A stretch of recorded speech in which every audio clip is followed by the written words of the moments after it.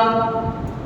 আমাদের এখানে অনেক ভাইয়েরা আছে যারা গাড়ির সাথে সম্পৃক্ত, অনেকে গাড়ির ড্রাইভার রয়েছে, অনেকে গাড়ির মালিক রয়েছে, অনেকে স্টাফ রয়েছেন। আপনারা জানেন গাড়ি চলতে গেলে টায়ার এবং টিউবের দরকার আছে না? টায়ার এবং টিউব অবশ্যই দরকার আছে, যেটার মাধ্যমে গাড়ি চলে। টায়ার থাকে কই? টায়ার থাকে বাইরে আর টিউব থাকে ভিতরে। টায়ার বাইরে থাকে, টিউব থাকে ভিতরে। আচ্ছা, গাড়ি চালার জন্য তোমরা দরকার আছে না? শুধু টায়ার হলে গাড়ি চলবে, শুধু টিউব হইলে চলবে? চলবে না, তোমরাই লাগবে। তবে একটা থাকবে ভিতরে, একটা থাকবে বাইরে, এটাই সিস্টেম। এখন টিউব থাকে ভিতরে, টায়ার থাকে বাইরে। এবার টিউব আন্দোলন শুরু করছে, না রে আমরা ভিতরে থাকবো না, আমরা বাইরে থাকবো। ওই টায়ার বাইরে থেকে, বাইরে সব কিছু দেখাশোনা করে, সব কিছু দেখে, সব আনন্দ উপভোগ করে। আমরা তো ভিতরে থাকি, অথচ আমরাই কি করি? টায়ারটাকে খুলে রাখি, আমাদের কারণে গাড়ি চলে, আমরা ভিতরে থাকি, আমরা ভিতরে থাকবো না। এখন টিউব যদি আন্দোলন করে ভিতরে থাকবে না, সে বাইরে বের হয়ে যাবে। এই টিউবকে যদি টায়ারের উপরে দেওয়া হয়, আপনারাই বলেন কয় ঘন্টা চলবে গাড়ি? কয় ঘন্টা চলবো? ঘন্টা তো চলবে না, মিনিট চলবো? মিনিটে চলবো না। সামান্য একটা কোনা পড়লে কি ঠুস, গাড়ি 1 ইঞ্চিও আর সামনে চলবে না। আমাদের বাইরে আবার বন্ধুরা, টিউব যদি আন্দোলন করে ভিতরে থাকবে না, সে বাইরে আসতে চায়, গাড়ি আর চলবে না, সিস্টেম ব্যাহত হয়ে যাবে। ঠিক তদ্রূপ আমার মা বোনদেরকে আল্লাহ রাব্বুল আলামিন বলেছেন তোমরা থাকবে ওয়াকারনা ফি বুয়ুতিকুন্না, তোমরা ঘরের ভিতরে থাকবে, তোমরা ঘরের নেতৃত্ব দিবে, তোমরা ঘরে নেতৃত্ব দিবে, তোমরা আরামে থাকবে। কিন্তু তারা আরামে থাকতে চায় না, তারা হতে ঘুরতে চায়, বৃষ্টিতে ভিজতে চায়। আমার ভাইরা, আমার বন্ধুরা, টিউব যেরকম ভিতরে থাকতে চায় না, বাইরে যাওয়ার কারণে মুহূর্তের ভিতরে সব খেলা শেষ হয়ে যায়। ঠিক তদ্রূপ মা বোনেরা যদি ঘরে না থেকে বাইরে বের হয়ে যায়, মুহূর্তের ভিতরে খেলা কি শেষ হয়ে যায়। আল্লাহর যে বিদ্যা নষ্ট হয়ে যায়। আজকে সারা পৃথিবীতে অশান্তি, ঘরে অশান্তি, বাইরে অশান্তি। এর কারণ কি? এর কারণ হচ্ছে আল্লাহর হুকুম না মানা, আল্লাহর বিধান না মানা। এটাই হচ্ছে এর কারণ। আল্লাহ সৃষ্টি করেছেন, কোনটা কিভাবে হলে ভালো হবে এটা তো আল্লাহই ভালো জানেন। এজন্য আল্লাহই নির্ধারণ করে দিয়েছেন ওয়াকারনা ফি বুয়ুতিকুন্না। আল্লাহ বলছেন, ও নারী জাতি, তোমরা ঘরে থাকো। ওয়ালা তাবাররাজনা তাবাররুজাল জাহিলিয়াতিল উলা। জাহিলি যুগে যেমনি ভাবে নারীরা নিজেদেরকে সেজে গুজে রাস্তায় প্রদর্শন করেছে, তোমরা সেভাবে নিজেদেরকে রাস্তায় নিজেদেরকে প্রদর্শন করিও না।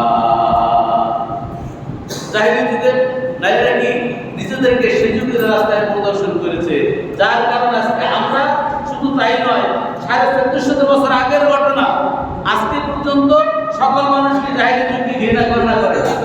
কিয়ামত পর্যন্ত সবাই ঘৃণা করবে, কেননা তারা কি এই সিস্টেমটা ফলো করে নেয়। আল্লাহ বলেছেন নারী থাকবে ঘরে, পুরুষ থাকবে বাইরে। এই সিস্টেমটা ফলো না করার কারণে ওই সমাজটাকে আজ অবধি সবাই কি করে? ঘৃণা করে, কিয়ামত পর্যন্ত ঘৃণা করবে। কিন্তু আজকে আমার মা বোনেরা, তাদের যে কি ইজ্জত ছিল দেখেন, সেই প্রাক আইয়ামে জাহিলি যুগে ওই সময় পুরুষ নারী সবাই কি বাইরে ছিল? সবাই কি বাইরে ছিল? কিন্তু সমাজটা ছিল সবচাইতে নোংরা সমাজ, সবচাইতে পঙ্কিল সমাজ। যেই সমাজে নারীর কি ছিল না? অধিকার ছিল না। যেই সমাজে নারীর কোনো অধিকার ছিল না, নারীর কোনো ইজ্জত ছিল না, নারীর কোনো সম্মান ছিল না, যেই সময় মানুষ নারীর কোনো মর্যাদা দিত না। মানুষ, এখন কিছু জাহেল মানুষ আছে, এরা বলে জুতা নারী হয়েছে স্যান্ডেলের মতো, যখন মনে চায় পায়ে দিব, যখন মনে চায় চুলে ফেলবো। এরকম কিন্তু রামক আছে না? আছে। এইটা ওই আইয়ামে জাহিলিয়াতের যুগের সিস্টেমটা ছিল এরকমই। তারা নারীদেরকে ইচ্ছা করলে ব্যবহার করত, ইচ্ছা না করলে ছুঁড়ে ফেলে দিত। তাদের নারীদের কোনো ইজ্জত ছিল না, নারীদের কোনো সম্মান ছিল না, নারীদের সম্পদের কোনো অধিকার ছিল না। এই সম্মান, ইজ্জত, এই বরকত কে দিয়েছেন? ইসলাম দিয়েছেন, আপনার আমার নবী দিয়েছেন। নারীকে সম্মান দিয়েছেন আল্লাহ রাব্বুল আলামিন, প্রথমে কন্যা হিসেবে নারীর ইজ্জত দিয়েছেন, এরপরে নারীকে বোন হিসেবে ইজ্জত দিয়েছেন, নারীকে মা হিসেবে ইজ্জত দিয়েছেন, নারীকে স্ত্রী হিসেবে অধিকার দিয়েছেন। চারটি অধিকার দিয়েছেন কে? ইসলাম। ইসলাম এই চারটি অধিকার নারীদেরকে অধিকারে ভূষিত করেছে। একটা আপনারা সবাই বলেন, যখন ছোট সন্তান ভূমিষ্ঠ হয়, একটা বাবা একটা মায়ের পরে একটা ছেলে একটা মেয়ে দুইটাই আছে, আদর কোনটাকে বেশি করে? সন্তান হিসেবে কি মেয়েটাকে বেশি আদর করে না? ভাই বোন, এক পরিবারে ভাই বোন, আপনার ঠিক আছে, ভাইটা যখন ইজ্জত করে বোনটাকে বেশি করে না, আরেক ভাই কি করে? বোনটাকে বেশি ইজ্জত করে। পিতা সন্তানের ভিতরে কন্যা সন্তানটাকে বেশি মূল্যায়ন করে। বিবাহ যখন হয়ে যায়, স্বামীর কাছে সবচাইতে আপনজন হয়ে যায় কে? স্ত্রী।